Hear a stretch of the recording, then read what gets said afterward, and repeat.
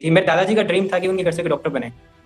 तो तब से ये चला आ रहा था, मैं हुआ नहीं था उसके पहले से, था घर से एक डॉक्टर। फेल होने के बाद मुझे पता लगा था कि एक्चुअल में फेल होना कहते किसे हैं। मुझे उस दिन रियलाइज हुआ कि ड्रीम जो घर वाले 20 साल से कैरी कर रहे हो एक बार में धूल में मिला दी। और फिर एक कोविड का सीन आया कि 25 अगस्त को मुझे कोविड हो गया ऑलमोस्ट। मतलब टेस्ट मैंने नहीं करवाया था लेकिन पूरी बॉडी टूट गई थी पूरा, मतलब वो बहुत गंदा फेस था।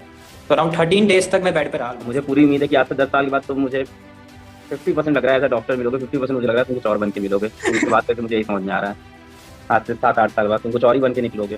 कुछ अच्छा तो कर जाओगे, ये तो लग रहा है, कुछ डिफरेंट तो करोगे तुम। Hello Naveen, hi. Hello sir, good afternoon. Good afternoon. तो नवीन, अभी आप कहाँ पे हो? जयपुर में? सर मैं मालपुरा टाउन है जयपुर से 100 किलोमीटर का हूँ। अच्छा, टाउन है ये। जी सर। ओके नवीन, तो आपका ये कौन सा अटेम्प्ट था? थर्ड अटेम्प्ट था? सर ये थर्ड अटेम्प्ट था आफ्टर कोविड। थर्ड अटेम्प्ट था। तो ठीक है नवीन, थर्ड अटेम्प्ट में यार तुमने काफी अच्छा किया है, आप यकीन बैठ से इस बार से। जी सर। तो स्टार्ट करते हैं नवीन, क्लास 11 से स्टार्ट करते हैं, अपनी कहानी तुम ही स्टार्ट करो। जी सर।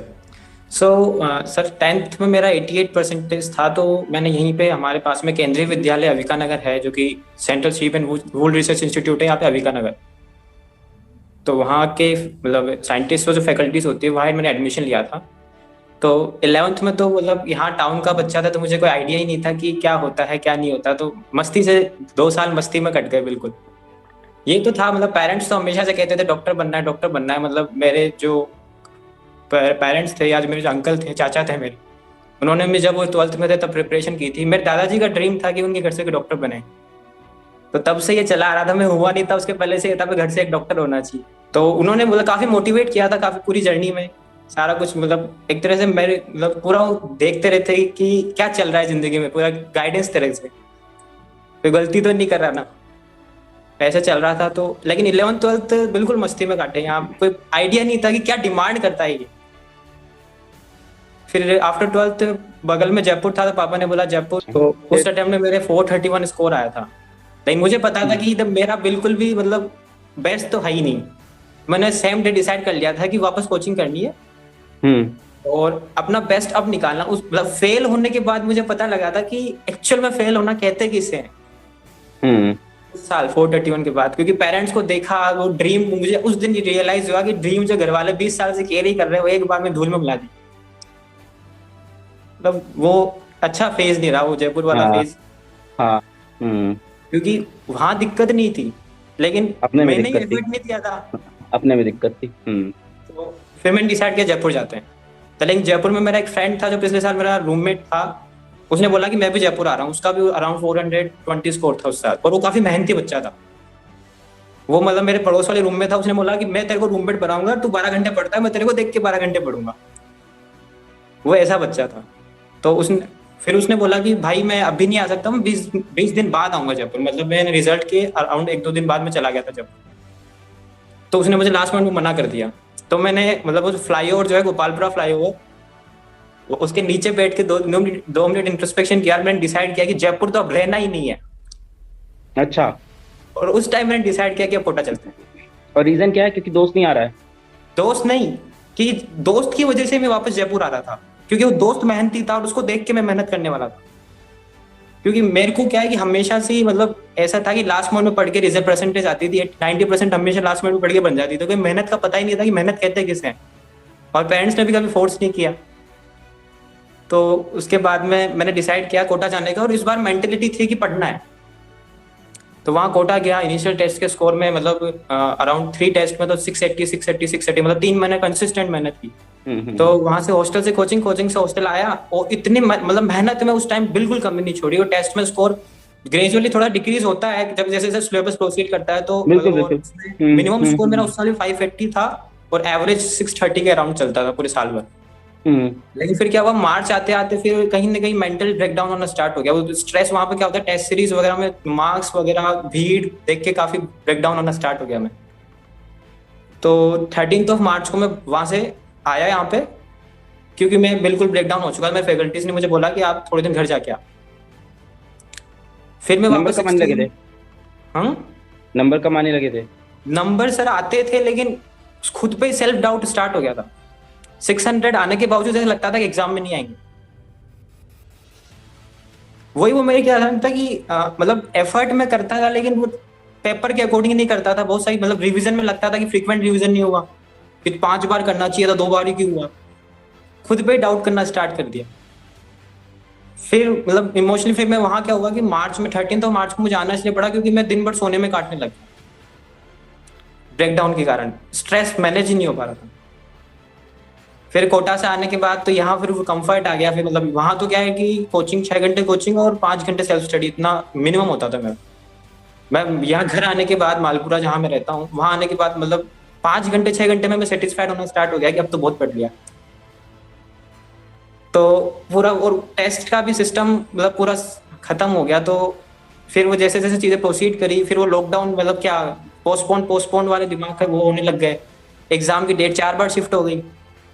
हाँ तो वैसे ही स्टेबिलिटी नहीं थी, और फिर धीरे धीरे करते करते प्रिपरेशन थोड़ी थोड़ी चलती रही। और यहाँ देखने वाला भी कोई नहीं था कि वहां तो 10 घंटे बच्चा पढ़ता था कि यार मैं नहीं पढ़ रहा तो पड़ोस वाला पढ़ रहा है, हम्म यहाँ मैं ही पढ़ने वाला, मैं ही देखने वाला। मुझे पता था मैं कम पढ़ रहा हूँ फिर भी मैं नहीं पढ़ता था। नहीं, और फिर बहुत से पेरेंट्स बच्चों ने का भी ये इतना होता है फोर्स कि किया जब नहीं। वो दो दो ऐसे पॉइंट आते हैं जब कोटा बस हो जाता है। एक आती है वो दिवाली हॉलीडेज, वहां पे आधा बच्चा ड्रॉप करता है, घर जाएगा, उसमें गया उसका वो 10 दिन, और फिर उसके बाद वापस आके वो कभी कम बैक नहीं कर पाता। और दूसरा होता है ये टाइम जब इंसान वापस आ जाता है कोटा से। जब टेस्ट सीरीज कई लोग स्टार्ट का मैंने होती है, देखा उसने करेक्शन ड्रॉप होते हुए। सिलेबस कंप्लीशन के बाद जब टेस्ट सीरीज स्टार्ट होती है, वो वाला फेज। फिर क्या हुआ? उसके बाद क्या हुआ, अगस्त तक मैंने धीरे धीरे करने लगा, तो मेरा स्कोर अराउंड 560 570 तक आ गया लास्ट तक आते आते।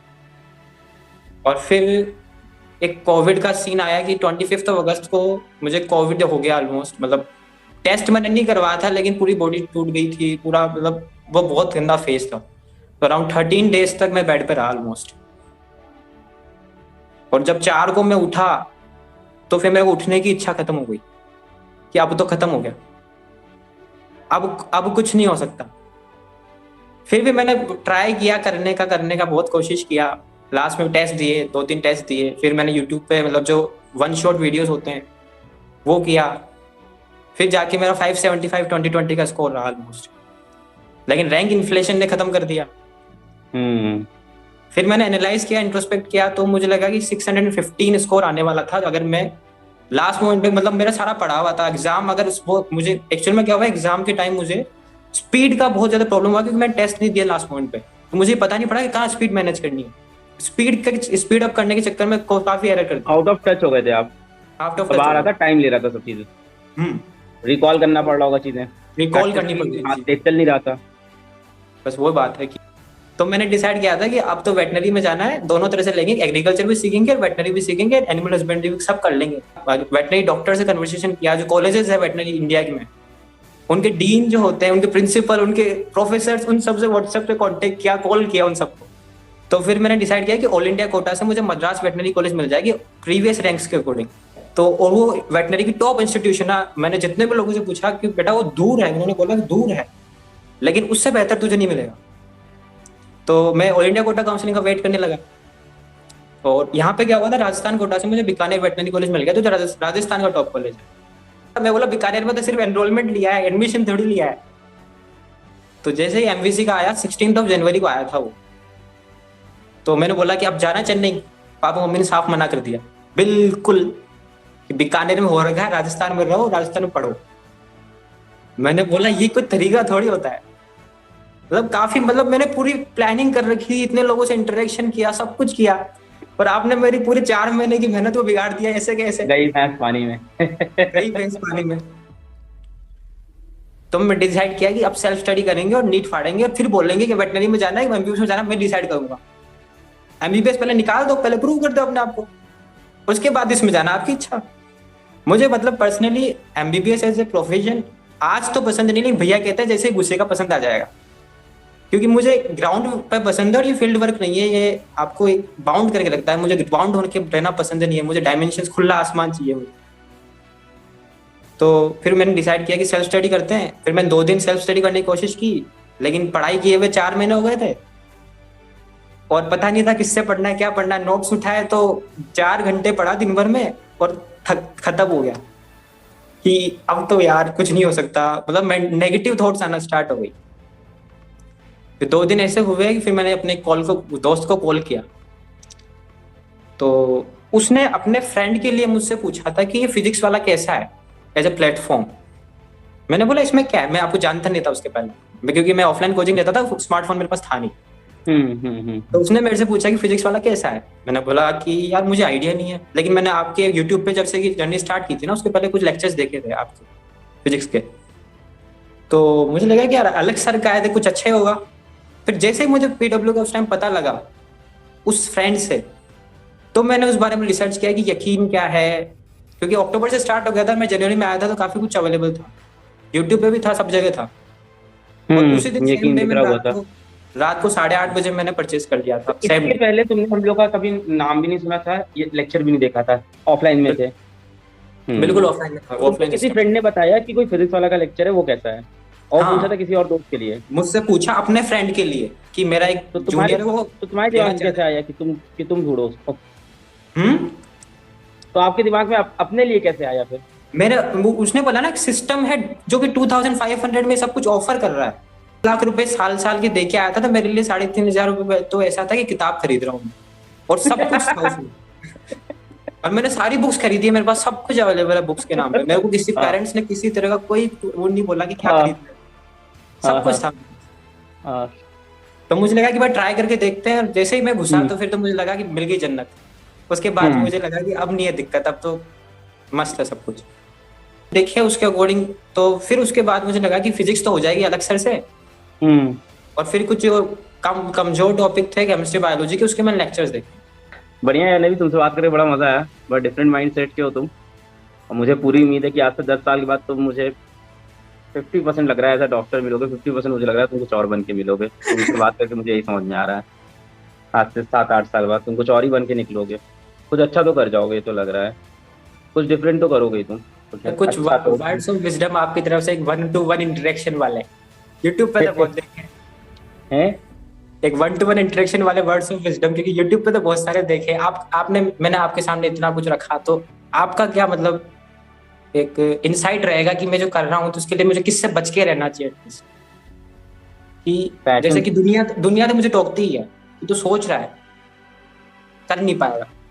अपने पैशन से बचना, बाकी जाके देखो फिर अपना डिसीजन तो जस्टिफाई कर ही लोगे, आगे क्या दिक्कत है। तो जाके एक बार देख लो वाराणसी को, तो उससे ज्यादा अच्छा मिलेगा।